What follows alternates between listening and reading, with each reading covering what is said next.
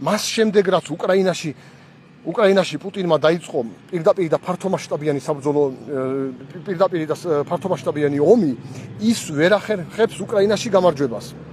მოგეხსენებათ, რომ სერიოზულად არის გართულებული ვითარება და სხვათა შორის დონალდ ტრამპის რეიტინგის დაკლებაში სერიოზული წვლილი შეიტანა იმანაც, რომ ის საპრეზიდენტო არჩევნების წინ პირდებოდა ამერიკის შეერთებული შტატების მოსახლეობასაც და მსოფლიოსაც, რომ და მალე დაამთავრებდა უკრაინაში ომს და ის ხშირად ამბობდა იმასაც, რომ თავის ინაგურაციამდე დაამთავრებდა, ანუ მისი ინაგურაციიდან უკვე გასულია წელიწადი და 4 თვეზე მეტი, თითქმის ცოტა დარჩა წელიწადი და 5 თვის გასვლამდე და როგორც მოგეხსენებათ, იქ საბრძოლო მოქმედებები ინტენსიური ახლაც გრძელდება, მიმდინარეობს ინტენსიურად ერთმანეთის დაბომბვა, ინტენსიურად იბომბება როგორც უკრაინის ტერიტორია, ასე რუსეთის ტერიტორია, ასევე ფრონტის ხაზზე მიმდინარეობს სასტიკი ბრძოლები. მაგალითად დღეს რუსეთის ქალაქ ჩებოქსარზე იქნა მიტანილი უკრაინული რაკეტებით იერიში სამხედრო ქარხანაზე, ასევე რუსეთის მხრიდან იქნა მიტანილი უკრაინის ტერიტორიაზე და მსოფლიოში ახლა როგორი ვითარება არის შექმნილი.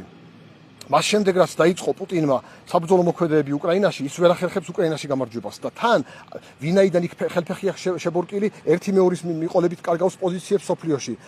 სირიაში მისი უახლოესი მოკავშირე ბაშარ ასადი, რომლის შენარჩუნებასაც ის, რომლის ძალაუფლების შენარჩუნებასაც ის მანამდე ახერხებდა სამხედრო ძალით, ვეღარ შეინარჩუნა, ძალები არ იყო. ვენესუელაში ნიკოლას მადუროს შეპყრობა ამერიკის მიერ, იქ მან ვერ გაბედა ვერანაირი ჩარევა. ირანში მიმდინარე მოვლენების ვერ ბედავს ვერანაირ ჩარევას ირანის რეჟიმის მხარდასაჭერად, რომელიც მისი უახლოესი მოკავშირე, ანუ ბაშარ ასადის, ნიკოლას მადუროს და ირანის დღევანდელი რეჟიმის მისი უახლოესი მოკავშირეებია. მაგრამ ვერ ბედავს მათ ხარეზე ჩარევას. ერთ-ერთი მიზეზი, რატომაც ვერ ბედავს, ალბათ ის არის, რომ ტრამპი რომ მოვიდა, მან თითქმის შეუწყვიტა უკრაინას დახმარება, მხოლოდ მცირედი დახმარება დაუტოვა და მათ შორის კოსმოსური ეგრეთ წოდებული კოსმოსური დამიზნება, ანუ კოსმოსური მონაცემების გადაცემა, რომელიც ეხმარება უკრაინას რუსეთის ჯარების გადაადგილებაზე მეთვალყურეობაში და სამიზნეების აღებაში რუსეთის ტერიტორიაზე, როდესაც ბომბავს რუსეთის ტერიტორიაზე სამხედრო ინფრასტრუქტურას, სამხედრო ქარხნებს და ისეთ ობიექტებს, რომელსაც რუსეთი იყენებს უკრაინის წინააღმდეგ აგრესიული ომის საწარმოებლად. და ახლა ტრამპს ეშინია, რომ თუკი ვლადიმერ პუტინს ეშინია, რომ თუკი ტრამპს გააღიზიანებს, მაშინ ეშინია, რომ ტრამპმა და რესპუბლიკურმა უმრავლესობამ ისევ არ აღადგინოს უკრაინის დახმარების პროგრამა, რაც მას კიდევ უფრო გაურთულებს სიტუაციას. და ამ ვითარებაში ახლა როგორი სიტუაცია დააკვირდით, ტრამპს აქვს ახლა ორი არჩევანი.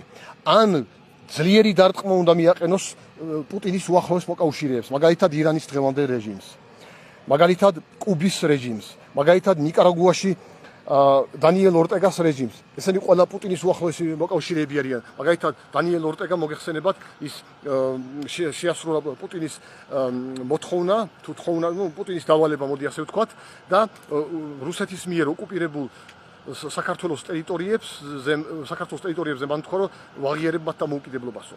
ახლა შეხედეთ. და ამ შემთხვევაში პუტინს ორივე შემთხვევაში აქვს რთული ვითარება. თუ მაგალითად ტრამპი თავის რეიტინგს ამერიკაში აიწევს იმითი, რომ სერიოზულ დარტყმებს მიაყენებს ირანის რეჟიმს, კუბის რეჟიმს, ნიკარაგუის რეჟიმს, ყველა მათგანს, რომელიმე მათგანს, ან ორ მათგანს, ამ შემთხვევაში შეიძლება ნაწილობრივ აიწიოს ტრამპმა რეიტინგი, მაგრამ ქვედა პალატაში, ანუ წარმომადგენელთა პალატაში შეიძლება მაინც ვერ შეინარჩუნოს რესპუბლიკურმა პარტიამ უმრავლესობამ. ხოლო თუ ვერაფერ მაგრამ ამ შემთხვევაში სერიოზულ პუტინს ხო ურჩევნია, რომ ტრამპის ხელისუფლება დარჩეს, მაგრამ ტრამპი ახლა ამ არჩევნებში ნაწილობრივ წარმატებასაც მაინც ვერ მიაღწევს, თუ არ დააზიანებს პუტინის ინტერესებს, ანუ ირანში, კუბაში, ნიკარაგუაში მაგალითად და ასევე ან თითოეულმა ერთ-ერთში მათ შორის, ან სამივეში, ან ორ მათგანში მაინც. მაგრამ თუ ამას გააკეთებს, მაშინ პუტინი ზარალდება იმით, რომ მისი მოკავშირეები იღებენ სერიოზულ დარტყმას, რაც მისი დარტყმა არის, როგორც პირდაპირ, ასე მორალური, რომ ანუ იმათ გაუჭირდათ და ვერ დაეხმარაო თავის მოკავშირეებს. ხოლო თუ ამას ვერაფერს ვერ გააკეთებს ტრამპი, ასეთ შემთხვევაში დიდი ალბათობა არის იმისი, რომ ქვედა პალატაში, ანუ წარმომადგენელთა პალატაში დემოკრატები აიღებენ უმრავლესობას. ის შეიძლება იმ შემთხვევაშიც აიღონ, თუ მიაღწევს რამე წარმატებას ტრამპი, მაგრამ ასეთ შემთხვევაში თუ ვერ მიაღწევს, შეიძლება ორივე პალატაში, ანუ სენატშიც მოიპოვონ. და წარმომადგენელთა პალატაში თუ მოიპოვებს დემოკრატიული პარტია უმრავლესობას ეს შექმნის სერიოზულ ალბათობას, რომ ამერიკა აღადგინოს უკრაინის დახმარების ფართომასშტაბიანი პროგრამა. ხოლო თუ ორივე პალატაში მოიპოვებს დემოკრატიული პარტია წარმატებას, ანუ უმრავლესობას თუ მოიპოვებს ამ წლის ნოემბრის არჩევნებში ამერიკაში, ასეთ შემთხვევაში უკვე ძალიან დიდი რეალური ალბათობა იქნება იმისი, რომ აღდგება უკრაინის დახმარების ფართომასშტაბიანი პროგრამა ამერიკის მხრიდან და კიდევ უფრო გაძლიერდება ზეწოლა თვითონ პუტინზე და პუტინის მოკავშირეებზე მსოფლიოს სხვადასხვა კუთხეში. ასე რომ ამ შემთხვევაში პუტინს ორივე შემთხვევაში ძიმე ვითარება ელის ამ წლის ნოემბრის ამერიკის შეერთებული შტატების კონგრესის არჩევნების შემდეგ. ანუ თუ ირანის მიმართულებით, კუბის მიმართულებით ან ნიკარაგუის მიმართულებით რამეს გააკეთებს ამ შემთხვევაში ტრამპი თუ რამეს გააკეთებს ამათ საზიანოდ რეალურს ან თქვათ რეჟიმების შეცვლას ამ შემთხვევაში ეს დიდი დარტყმა იქნება პუტინზე.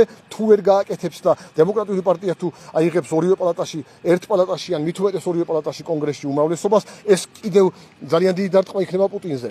და ხა საქართველოს ანუ ეს ვითარებას ასეთი და ხა სოფლიოში ზოგადად ვითარება არის რა თქმა უნდა ეს მოვლენები სერიოზულ ეკონომიკურ გავლენებსაც ახდენს, ვინაიდან მაგალითად ხა ორმუზის სრუტეში ომამდე გადიოდა სოფლიოში მოპოვებული ნავთობის დაახლოებით 20%, ანუ დაახლოებით 20 მილიონი ბარელი ნავთობი, მაგრამ ეს რა თქმა უნდა სერიოზულ ასახავს პოვებს სოფლიოს ეკონომიკაზე და ზოგიერთი პუტინის გულშემატკივარი მათ შორის საქართველოში ამბობს, რომ ესო პუტინს აწყობს, რომ იმიტომ ნავთობი რო ძვირდებაო, ეს მას აწყობს, მაგრამ ეს შეიძლება აწყობდეს მოკლევადიან პერსპექტივაში, მაგრამ მთლიანობაში მისი მოკავშირეების დაზარალება ეს ბევრად უფრო დიდ დარტყმას აყენებს მას, ვიდრე ის მცირე მოკლევადიანი ფინანსური სარგებელი, თქვათ, იმით რომ ნავთობი გაძვირდა ორმუზის სრუტის კრიზისის გამო.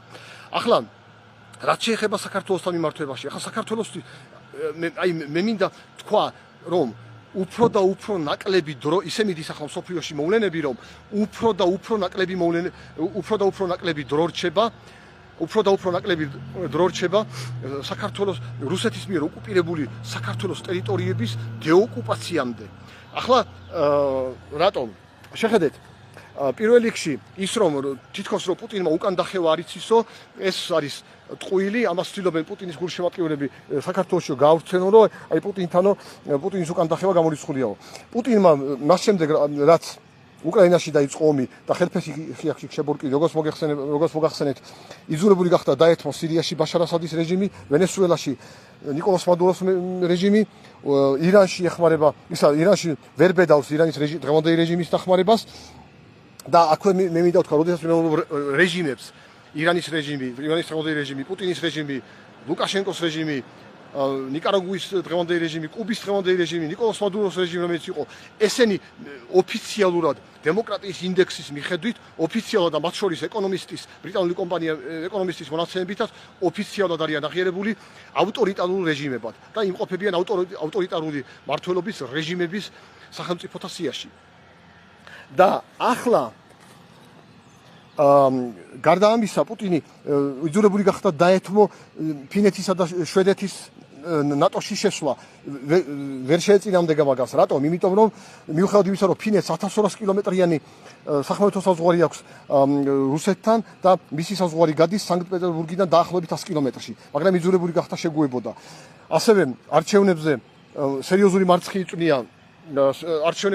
მარცხი იწვნია პუტინმა უნგრეთის მიმართულებით, სადაც მისი ევროკავშირში მისი უახლოესი მოკავშირე ვიქტორ ორბანი და პარტია ფიდესი გამანადგურებელი მარცხით დამარცხდა საპარლამენტო არჩევნებში.